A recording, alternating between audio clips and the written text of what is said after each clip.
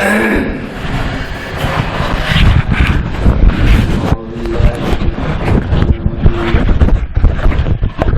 الله الرحمن الرحيم إن الله يأمر بالعدل والإحسان وإيتاء ذي القربى وينهى عن الفحشاء والمنكر والبغي يعظكم لعلكم تذكرون صدق الله العظيم.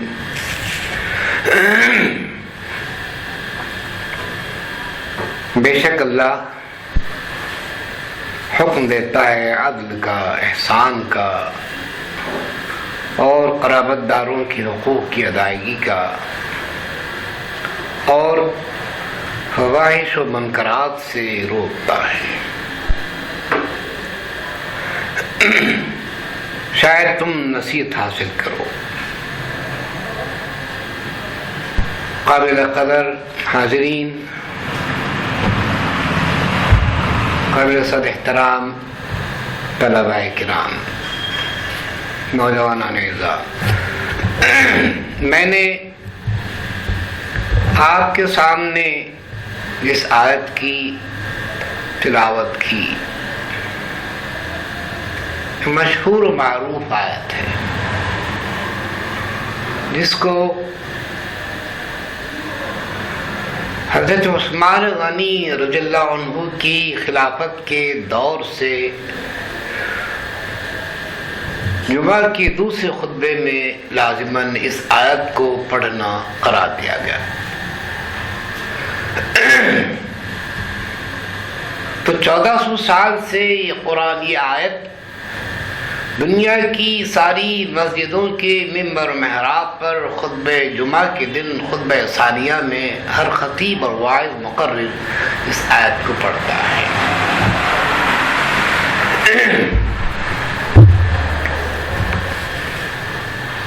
حضرت عثمان غنی جو اس وقت کے خلیفہ تھے، امیر المؤمنین تھے،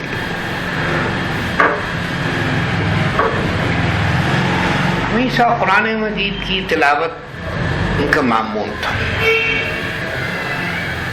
قرآن مجید کی تلاوت کا عادی جو ہوتا ہے، قرآن مجید کی لذت سے، حلاوت سے ہمیشہ محظوظ و مسرور ہوتا ہے۔ قرآن مجید کی تاثیر کی دلیل ہے کہ آپ 100 بار قرآن پڑھیے، پھر قرآن پڑھنے کو جی چاہے گا۔ یہ چیز جو انسان کے دل میں پیدا ہوتی ہے، یہ خود بتا دیتی ہے کہ یہ کلام انسان کا نہیں، اللہ کا ہے۔ انسانی کلام انسان پڑھتا ہے تو ایک بار، 2 بار، زیادہ سے زیادہ ضرورت پر ریفرنس کے طور پر تو پڑھتا ہے، چھوڑ دیتا ہے۔ لیکن قرآن ایک ایسا کلام رب ذوالجلال ہے جس کو بار بار پڑھیے اس کی کیفیت ہی عجیب و محسوس ہوتی ہے۔ تلاوت بغیر سمجھے کہ اگر کی جائے تو خود بھی پتھر دل کو موم کر دیتی ہے، اگر سمجھ کر پڑھی جائے تو دل کی دنیا بدل جاتی ہے۔ عبداللہ بن سلام جو ایک یہودی تھے، ان کے سامنے قرآن مجید کی تلاوت کی گئی تو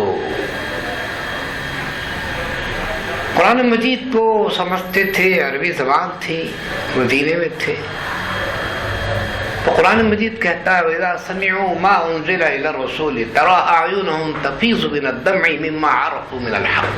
جب انہوں نے قرآن مجید کو سنا تو پہچان لیا، آنکھوں سے اشک جاری ہو گئے، رونے لگ گئے۔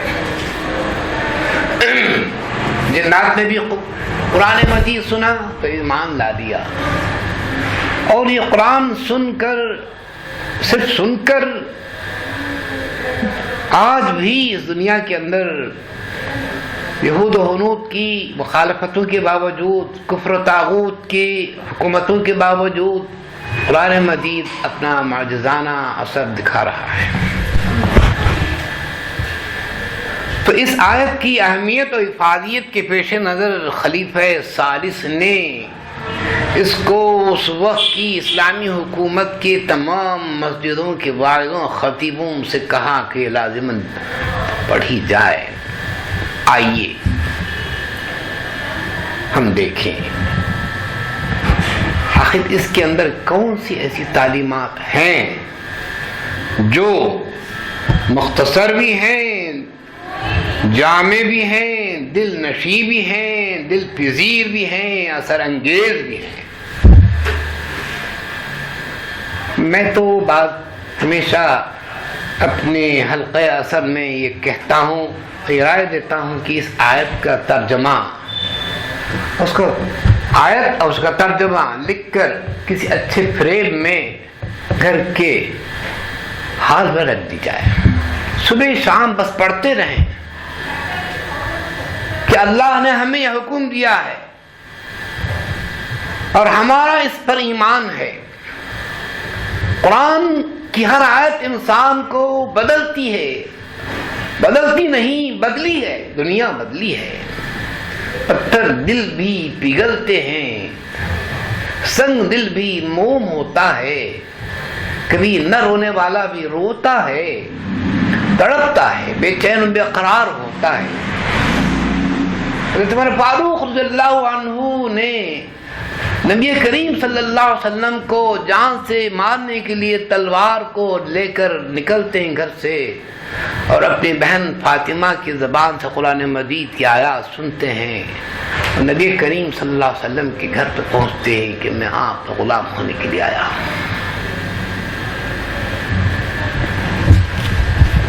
معزز حاضرین، یہ آیت ہماری زندگی کو بدلنے کے لیے ایک کیمیا ہے، ایک ماسٹر کی ہے۔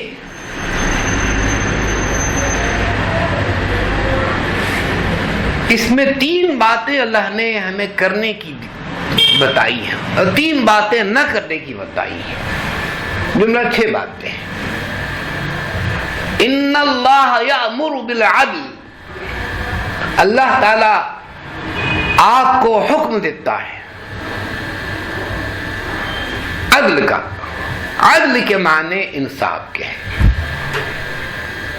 عدل کے معنی انصاف کے۔ اسی سے جہاں عدل کیا جاتا ہے، انصاف کیا جاتا ہے، اس کو عدالت کہتے ہیں، اور پھر انصاف کرنے والے کو منصف بھی کہتے ہیں اور عادل بھی کہتے ہیں۔ قرآن مجید ہر انسان سے، امت کے ہر ایک شخص سے، قرآن پر ایمان لانے والا ہر شخص یہ کہتا ہے، اللہ کہتا ہے کہ تم عدل کرو، انصاف کرو۔ عدل کے معنی کیا ہے؟ انصاف کے معنی کیا ہے؟ عدالتوں میں کیا ہوتا ہے؟ ایک ہی چیز ہوتی ہے جس کے آپ بھی دعوے دار، میں بھی دعوے دار ہوتا ہوں۔ عادل اپنی عدالت میں دونوں کی دلائل کو، شواہد کو سنتا ہے، غور و فکر کرتا ہے، اس کے بعد اس نتیجے پر پہنچتا ہے کہ یہ چیز کا حقدار کون ہے۔ حقدار کو حق دینا یہ عدل ہے، یہ انصاف ہے۔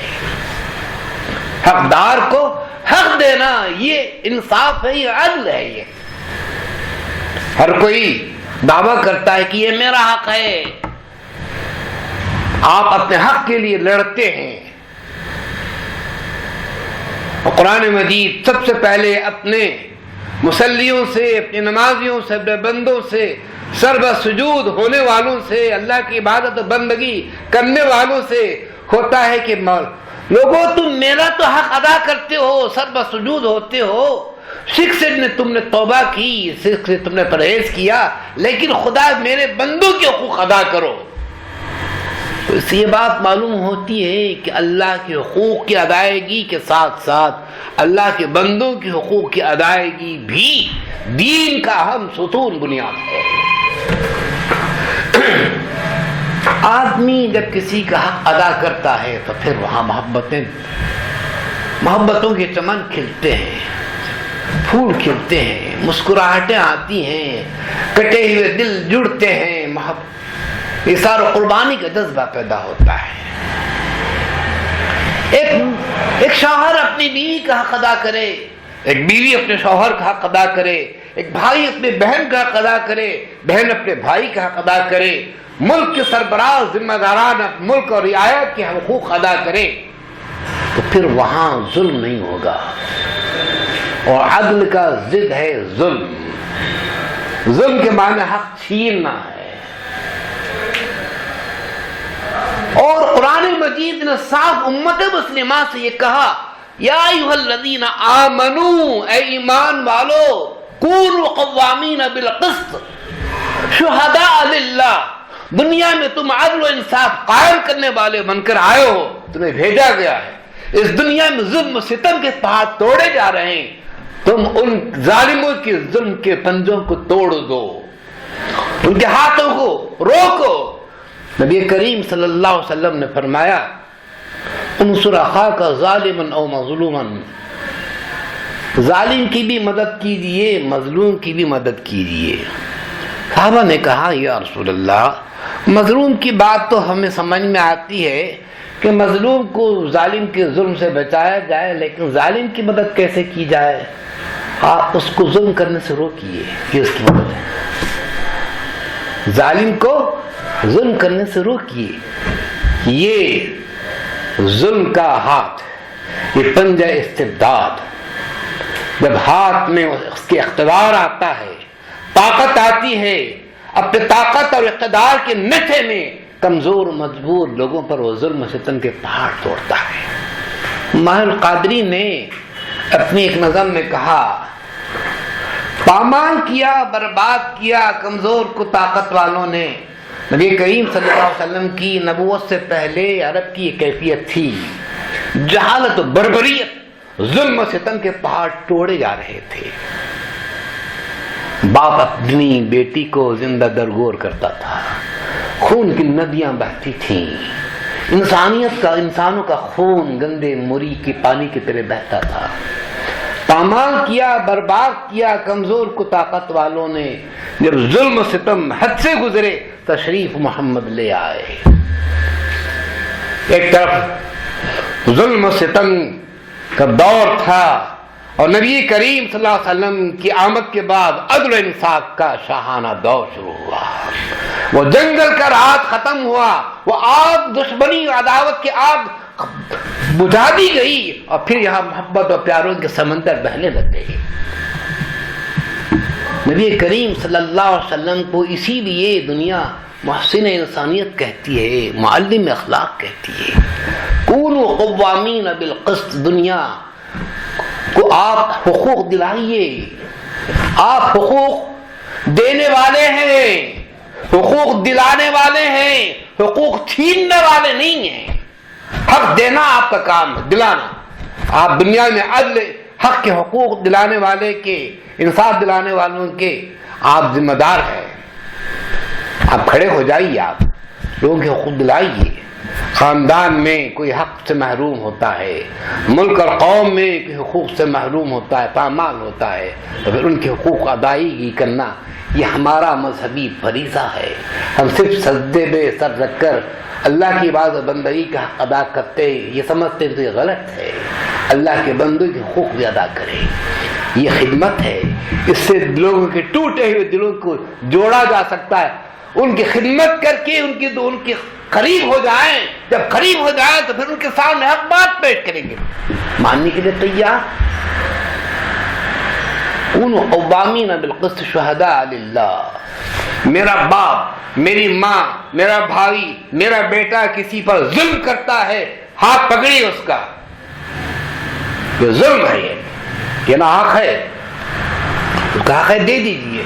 قرآن مجید نے کہا، اعدلوا هو اقرب للتقوی، عدل کرو، حق دے دو، انصاف کرو، دے دو اس کا حق، یہی تقوی ہے۔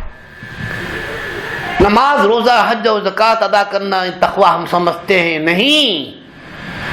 ہم دنیا کی خون کی پسینے کی کمائی کو ہم کسی کا حق چھین کر ہم زندگی عبادت کرتے تو عبادت قبول نہیں ہوتی. نبی کریم صلی اللہ علیہ وسلم نے فرمایا جس حلق سے حرام لقمے اترتے ہوں، حرام گھونٹ اترتے ہوں، وہ غذا نہیں بنتی، وہ غذا جہنم میں انسان کو دے جاتی ہے. نہ سجدے قبول ہوتی ہیں، نہ عبادت قبول ہوتی ہے، نہ دعا قبول ہوتی ہے. یا ان اللہ یأمر بالعدل، تو اللہ سب سے پہلے بندوں کے حقوق ادا کرنے کی بات کرتا ہے. آپس میں ایک دوسرے کے خادم بن جاؤ، حاکم نہ بنو، عادل بن جاؤ، ظالم نہ بنو. لوگ آپ کو دیکھ کر اپنا مسیحا سمجھیں، یتیموں کا والی، غلاموں کا مولا. کیا کیا القاب آپ کے ہمارے آقا نبی رحمت للعالمین صلی اللہ علیہ وسلم کو دیے گئے. اور دنیا اعتراف کرتی ہے محمد نے اپنے اخلاق سے جو انقلاب برپا کیا، دنیا کی پوری حکومتیں مل کر وہ انقلاب نہیں لا سکتے. 40 سال تک وہ اسلامی انقلاب دنیا کے اندر سامنے پیش کیا کہ آج 40 گھنٹے بھی پوری دنیا مل کر ایسی حکومت قائم نہیں کر سکتے. میرے بھائیوں، دنیا میں حکومتیں تو لوگ قائم کرتے ہیں خون بہا کر، ظلم ستم پہاڑ کر کے. ہندوستان کے اندر مہابھارت کی جنگ ہوئی، کوروں اور پانڈووں کے درمیان مہابھارت کی مذہبی جنگ ہوئی. ان دونوں کی میں جو جنگوں کی وجہ سے انسانوں کی لاشیں جو گری، 1 کروڑ 10 لاکھ آدمی تھے.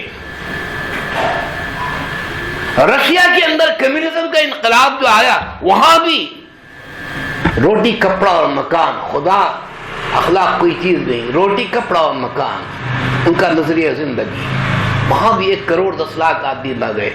دنیا کے سارے سیاسی انقلابوں کے اندر تقریباً 7.5 کروڑ انسان چوہوں بلیوں کی طرح، کیڑوں مکوڑوں کی طرح مرے ہیں.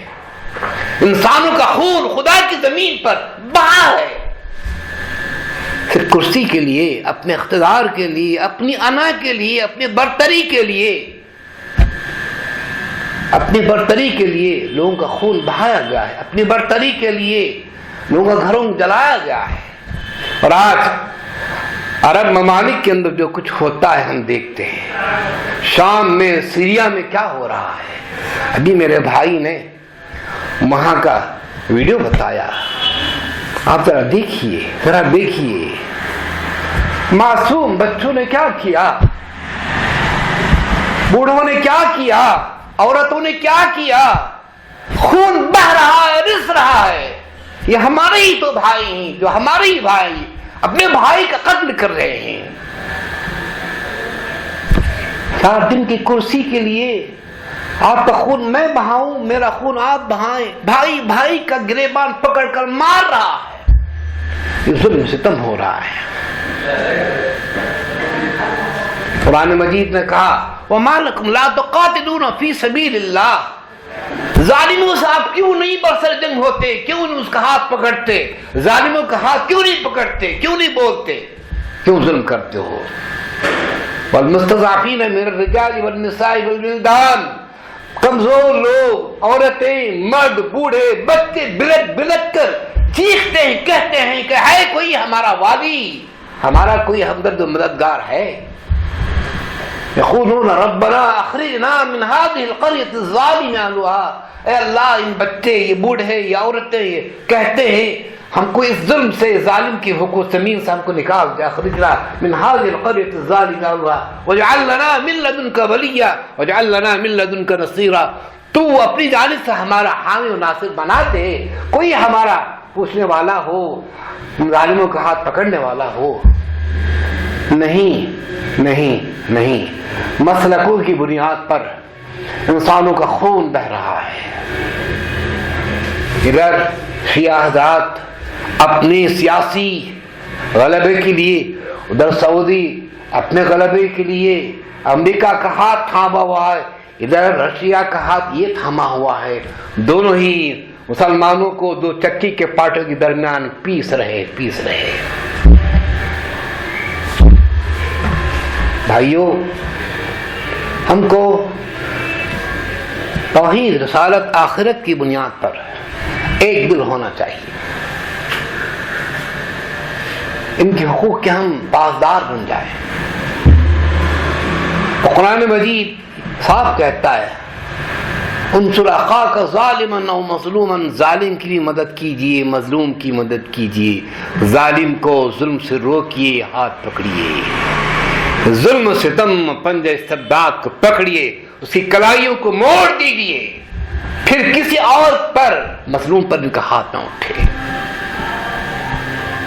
ہم اپنے خاندان میں دیکھیں، اپنے محلوں میں دیکھیں. قرآن مجید نے کہا وَلَوْ عَلَىٰ أَنفُسِكُمْ وَبِالْوَالِدَيْنِ وَالْأَقْرَبِينَ، ماں باپ ہی، ہمارے ماں باپ ہی اگر کسی پر ظلم کرتے ہیں، ماں باپ سے ہم کہیں إِن يَكُنْ غَنِيًّا وَفَقِيرًا، کوئی مالدار کیوں نہ ہو، کوئی فقیر کیوں نہ ہو، آپ اس کا ہاتھ روکیے.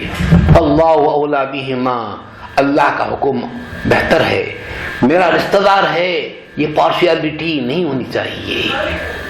حق حق ہوتا ہے، اللہ کا حق اللہ کا حق ہوتا ہے. میرا باپ، میرا بھائی، میری بیوی، یہ نہیں ہے. ان اللہ یأمر بالعدل والاحسان، عدل، انصاف کیجیے، حقوق دلائیے، پامال ہونے والے حقوق کو بچائیے. آج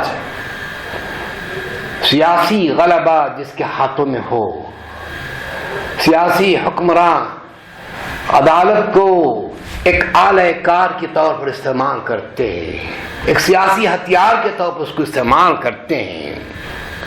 اس کو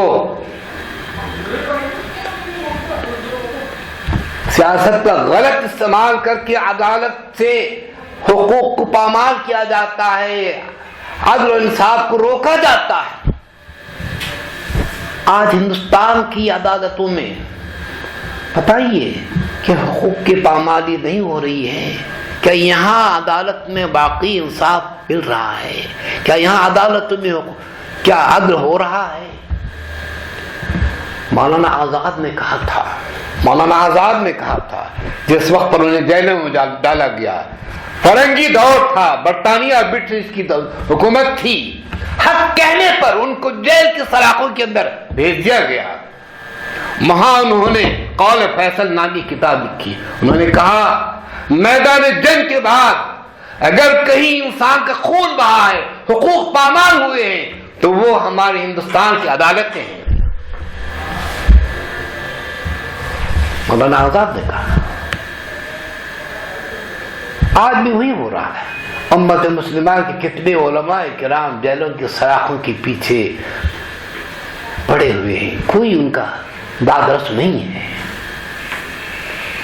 آج ہزاروں علماء کرام، ہزاروں داعیان دین، ہزاروں اللہ کے بندے جیل کے اندر سڑ رہے، کوئی ان کا پرسان حال نہیں ہے. یہ ہے حق دلانا، عدل. ہم اپنے گھروں میں کسی کی حق تلفی ہونے نہ دیں، اپنی بیوی کا حق ادا کریں، گھر پرسکون پرامن بنے گا، ورنہ پھر جنگ کا میدان بنے گا. دوسری بات اللہ نے کہی والاحسان، احسان کیجیے. احسان کے معنی ہے حق سے زیادہ دینا. احسان کا مطلب ہے حق سے زیادہ دینا. قرآن مجید میں والدین کے لیے لفظ استعمال کیا، وبالوالدین احسانا وقضى ربك الا تعبدوا الا اياه وبالوالدين احسانا واعبدوا الله ولا تشركوا به شيئا وبالوالدين احسانا. 17 مقامات پر اللہ نے اپنے بعد ماں باپ کے حقوق کا حق بتایا، کہا کہ ان کے ساتھ احسان کرو. احسان کرو.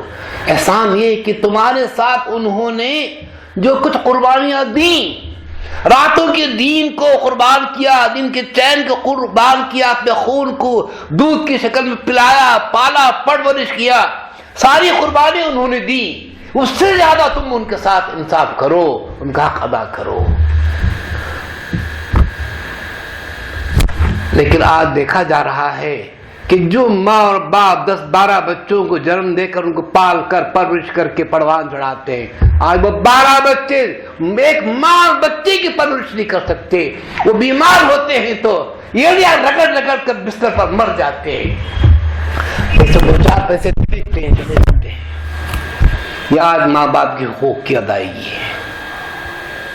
انہیں معلوم نہیں ماں کیا ہے، باپ کیا ہے، انہیں معلوم نہیں کہ ماں کے قدموں کے نیچے جنت ہوتی ہے اور باپ جنت کا دروازہ ہوتا ہے، انہیں معلوم نہیں۔ ہم نے قرآن سے اور دینی تعلیم سے، سیرت پاک سے اس کو قریب نہیں کیا۔ ہمیں چاہیے کہ دینی محفلوں میں انہیں لائیں، قرآن کیا ہے، نبی کریم صلی اللہ علیہ وسلم کی رسالت کیا ہے، ہم سمجھائیں ان کو۔ پھر ہم ڈاکٹر بنائیں، انجینئر بنائیں، پروفیسر بنائیں، زندگی کے اونچے میدانوں میں کسی قوم کے ہم پیچھے نہ رہیں، ہم آگے رہیں، آسمانوں پر ہم چاند کی طرح ہم چمکے۔ مادی حیثیت سے اللہ تعالیٰ نے کبھی نہیں کہا کہ تم پیچھے رہو، لیکن سب سے پہلے ایک اچھے سچے پکے مسلمان بنو۔ قرآن مجید کی پہلی وحی جو آیت نازل ہوئی، اقرأ باسم ربک الذی خلق، پڑھو، علم حاصل کرو، لیکن علم کی بنیاد سب سے پہلے اپنے رب کی معرفت ہو۔ بسم ربک، تمہارے رب کی، خالق کی پہچان ہو، مجھے کس نے پیدا کیا، میرا خالق کون ہے، میرا مالک کیوں ہے، اس نے زندگی کیوں دی، مجھے زندگی دینے والے نے زندگی کیوں دی۔ اگر اللہ تعالیٰ کے کلام کو ہم سمجھے، تعلیم کے مقصد کو ہم سمجھے، عصر حاضر ملک الموت ہے تیرا، جس نے آج کا دور موت کا فرشتہ ہے، اسرائیل ہے، قبض کی روح تیری دے کے تجھے فکر معاش، ہائی ڈگری حاصل کرنے کی خواہش میں تیری روح کو اس نے نکال دیا، روٹی کا بندہ بن گیا، خدا کا بندہ نہیں بنا، چند کھانے کے لقموں کا بندہ بن گیا، خدا کا بندہ نہیں بنا۔ چاہیے تو تھا کہ سب سے پہلے خدا کا بندہ ہم بنے، اس کے بندے جب ہم بنیں گے تو زندگی ہماری بندگی بنتی ہے۔ صحابہ کرام کسی بھی میدان میں پیچھے نہیں تھے، سائنس اور ٹیکنالوجی کے میدان میں ہمارے ائمہ کرام نے، اسلاف نے بہت خدمات انجام دی ہیں۔ احسان وبالوالدین احسانا، حق سے زیادہ دو۔ میرے بھائیوں، اللہ تعالی ہمارے ساتھ احسان کرتا ہے، ہمارے ساتھ فضل و کرم کرتا ہے۔ ہم زمین میں ایک بیج کا دانہ بوتے ہیں، ایک بیج کے دانے کے میں درخت نکلتا ہے، اس میں 7 خوشے ہوتے ہیں، ہر خوشے میں 100 دانے ہوتے ہیں۔ یہ اللہ کا فضل ہے، یہ اللہ کا کرم ہے، وہ عدل نہیں ہے۔ ایک آپ نے بیج بویا اور 700 دانے اس نے دیے، تو اللہ کا کرم ہے، اس کا احسان ہے۔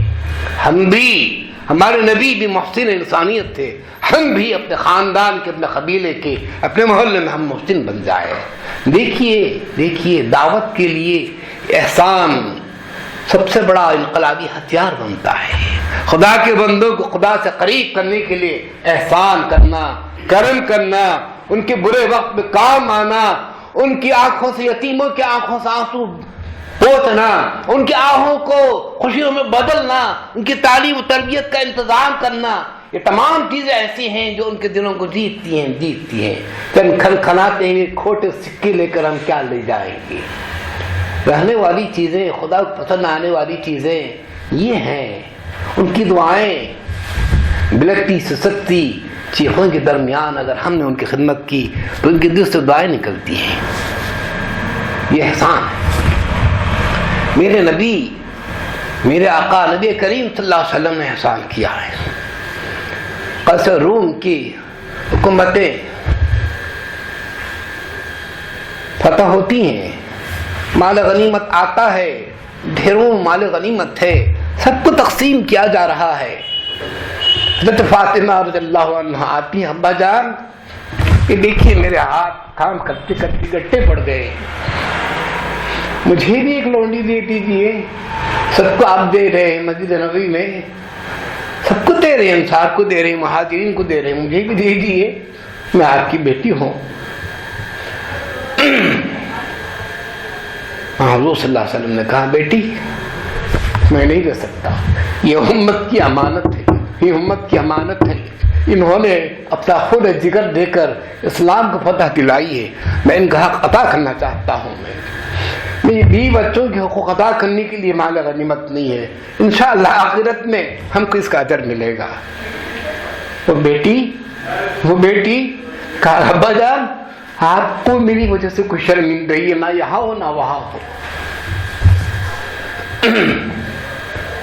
نبی کریم محسن انسانیت، ایک انسان پوری انسانیت کا سربراہ، قیامت تک کے لیے رحمت العالمین اپنی زندگی میں کیسے نمونے پیش کرتا ہے، سب کے لیے زکوٰۃ کو جائز قرار دیتا ہے، اپنی خاندان کے لیے حرام قرار دیتا ہے، کہتا ہے کہ سادات کے لیے زکوٰۃ حرام ہے۔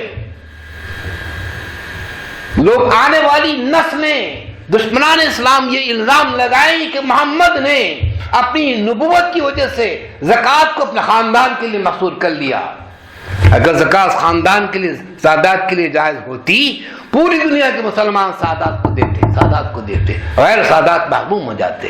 حضور نے کہا کہ نہیں، ہمیں نہیں چاہیے، پوری امت کو دے دو، ہم بھوکے رہیں گے، پیاسے رہیں گے، بھوکے رہ کر پیاسے رہ کر امت کو کھلائیں گے۔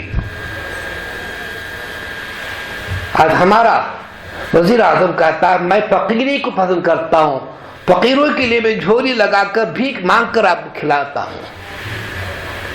یہ دعوے کرنے والے الگ ہیں۔ میرے اور آپ کے آقا رحمت العالمین اپنی زندگی 23 سالہ پیغمبرانہ زندگی کو مسکینوں کی طرح، فقیروں کی طرح گزار کر، فقیرانہ زندگی گزار کر فقیرانہ موت اختیار کی۔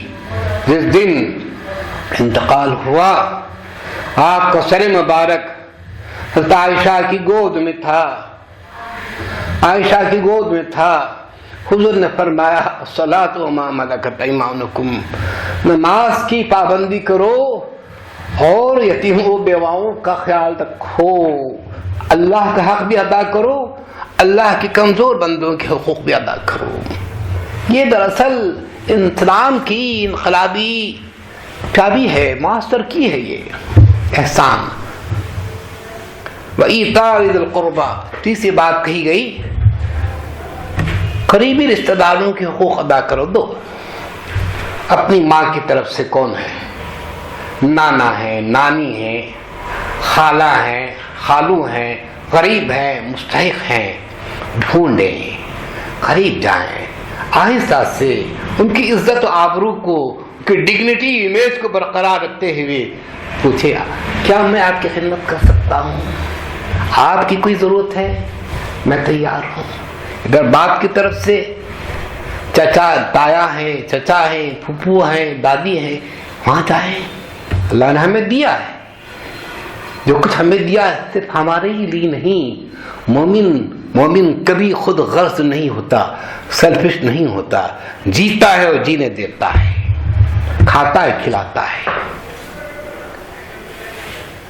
ایتاء ذی القربى، کتنے دل نشین، دل گداز، مختصر، جامع، انقلابی کلمات ہیں، دفعات ہیں، انسانیت کے دستور ہیں۔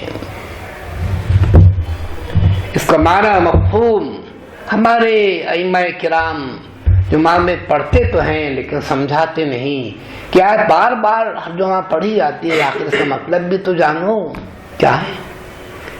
ایک ثواب ہے، یقین ثواب ہے، ثواب ہے۔ یہ تین باتیں کرنے کی ہیں۔ اب آپ مختلف تفسیروں میں مطالعہ کیجئے، مجھ سے بہتر مفسرین نے آپ کو نکات سمجھائیں گے۔ 3 چیزیں اب نہ کرنے کی بتائی ہیں۔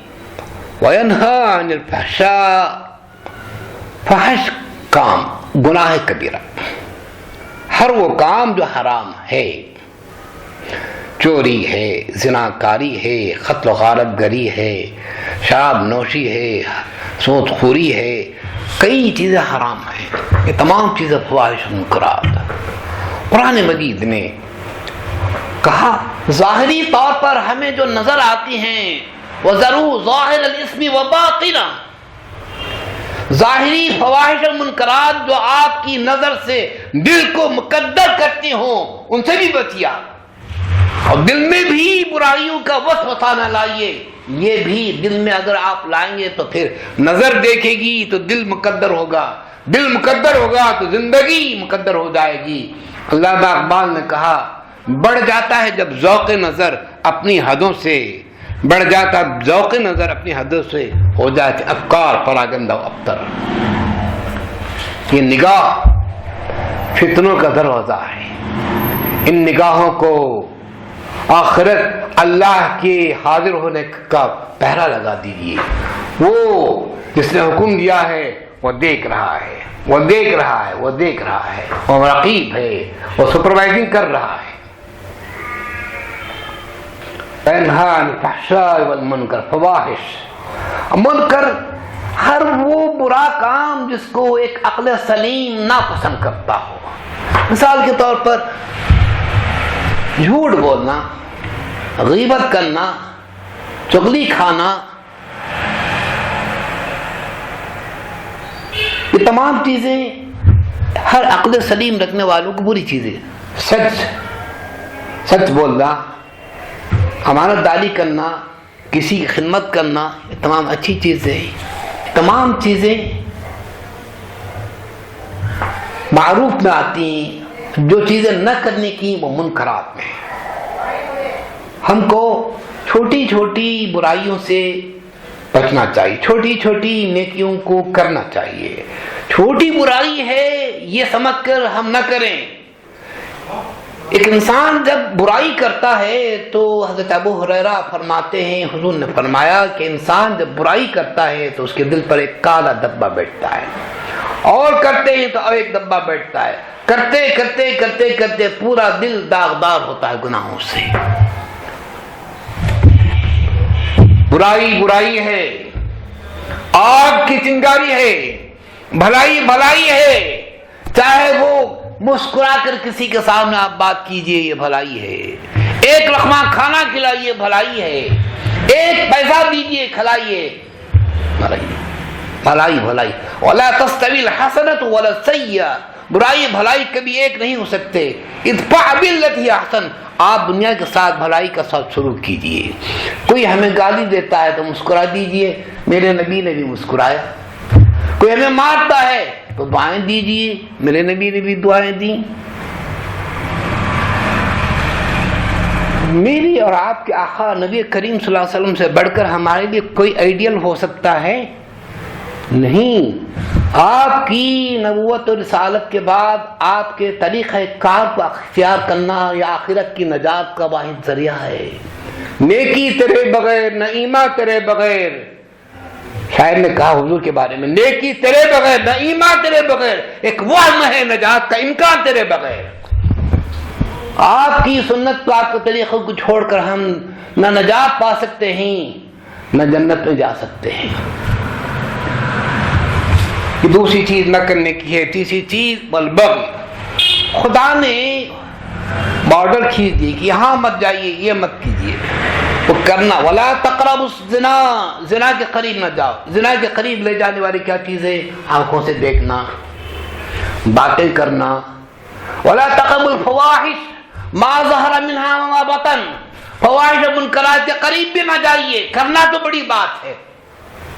حرم ربی الفواحش ما ظہر منها وما بطن، ہر ظاہر و باطنی گناہوں کو میں نے حرام قرار دے دیا، اللہ تعالیٰ نے کہا۔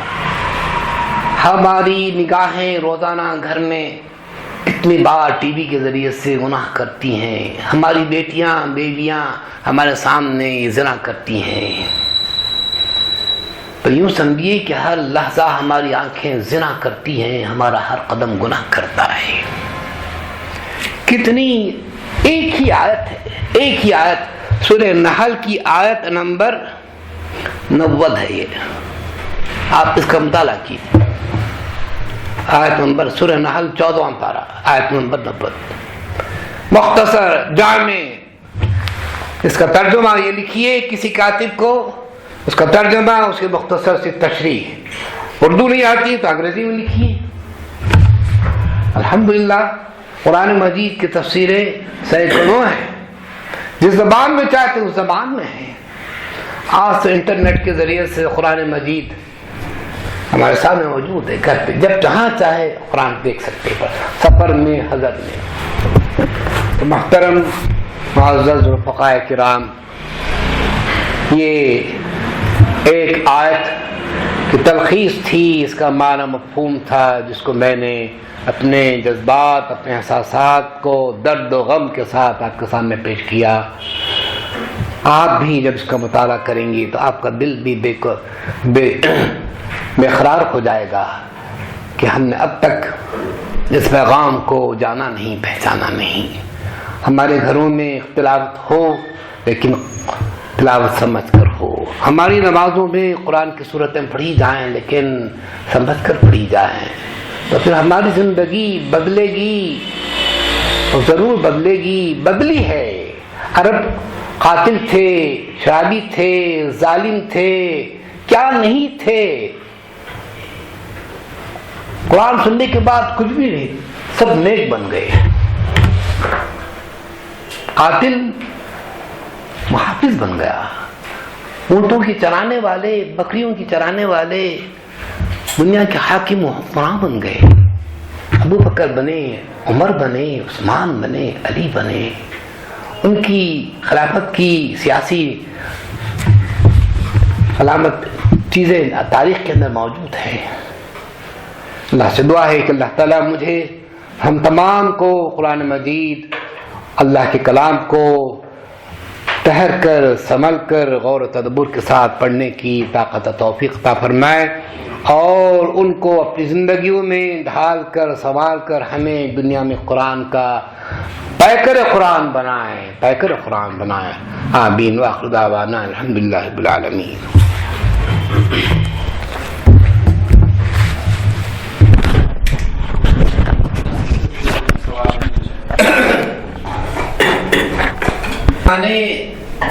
خدا کی حدود کو پار کرنا۔ آپ میں اپنے بیٹے کے خلاف، اپنے بیٹے سے کوئی نصیحت کی، آپ کی بات کو ٹھکرا دیتا ہے، مانتا نہیں، تو یہ بغاوت ہے۔ استاد کوئی کہتا ہے شاگرد کو، وہ نہیں کرتا ہے تو بغاوت ہے۔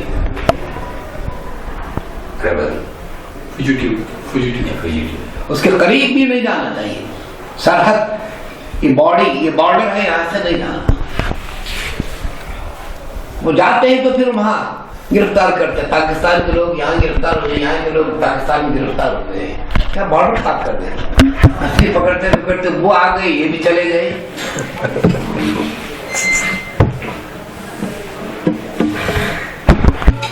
سورہ حشر میں اللہ نے کہا شیطان کی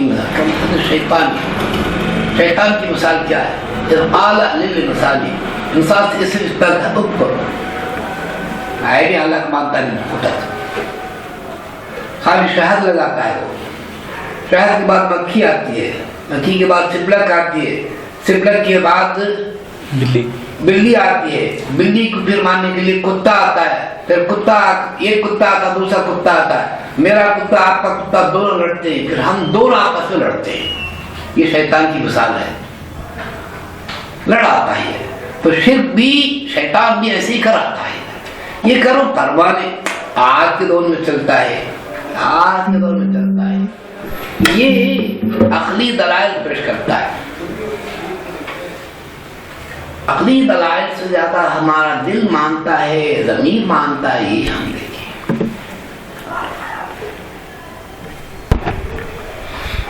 ترجمہ انصاف ہے، عدل کا ترجمہ انصاف ہے۔ آپ کہتے ہیں انصاف کیجیے، کیا مطلب انصاف کا؟ جس کا حق ہے آپ دیجیے، حقی تو نام مانگ رہے ہیں، عدالتوں میں کیا ہوتا ہے، حقوق ملتے ہیں نا۔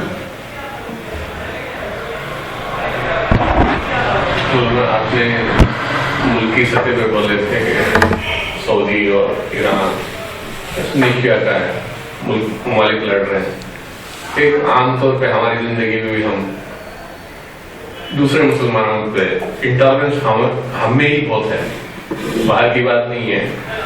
اگر ویوز بہت سارے رکھتے ہیں، بہت ساری جماعتیں ہیں، ہم میں بھی بہت سارا انٹالرنس ہے۔ ہم سوچتے ہیں کہ سعودی عربیہ اور ایران لڑ رہے ہیں، سنی شیعہ لڑ رہے ہیں، اگر ہماری زندگی میں بھی کوئی شیعہ آ جائے، آفس میں ہو کہیں بھی ہو، ہمیں بھی اس سے اچھا رہنا۔ بالکل بالکل نہیں، بات یہ ہے، یہ سوچ رہا ہوں کہ ہمارے دلوں میں بھی بہت سارا انٹالرنس ہے، دوسرے جو نظریات رکھتے ہیں، کبھی کبھار کبھی بات بول دیتے ہیں، تو بہت سارا انٹالرنس ہمارے میں بھی ہے۔ دیکھیے بیضا سمیعون کے آخری صفحے میں اللہ نے کہا وَلَا تَسُبُّوا الَّذِينَ يَدْعُونَ مِن دُونِ اللَّهِ، جو لوگ بتوں کی پوجا کرتے ہیں آپ ان کو گالی مت دو۔ ہندوؤں کو گالی مت دو، خداؤں کو گالی مت دو۔ وَلَا تَسُبُّوا الَّذِينَ يَدْعُونَ مِن دُونِ اللَّهِ، اللہ کو چھوڑ کر جن چیزوں کی پوجا کرتے ان کو گالی مت دو۔ کیوں؟ فَيَسُبُّوا اللَّهَ عَدْوًا بِغَيْرِ عِلْمٍ، وہ بھی اللہ مجھے گالی دیں گے، وہ ان کے خدا کو تمہیں گالی دیں گے تو وہ مجھے گالی دیں گے۔ حضور نے یہاں تک کہا کسی نے کسی کی ماں کو گالی دی تو وہ اپنی ماں کو گالی دیتا ہے، تو پھر شروع ہوتا ہے ماں کی گالی، ماں کی گالی، خاندان کی گالی، پھر جنگ شروع ہوتی ہے۔ یہ منکر جو ہے بہت نیگیٹو چیز، یہ آپ کو بڑھاتی ہے۔ محبت سے جو کام کیا جاتا ہے نفرت سے کام بگڑتا ہے۔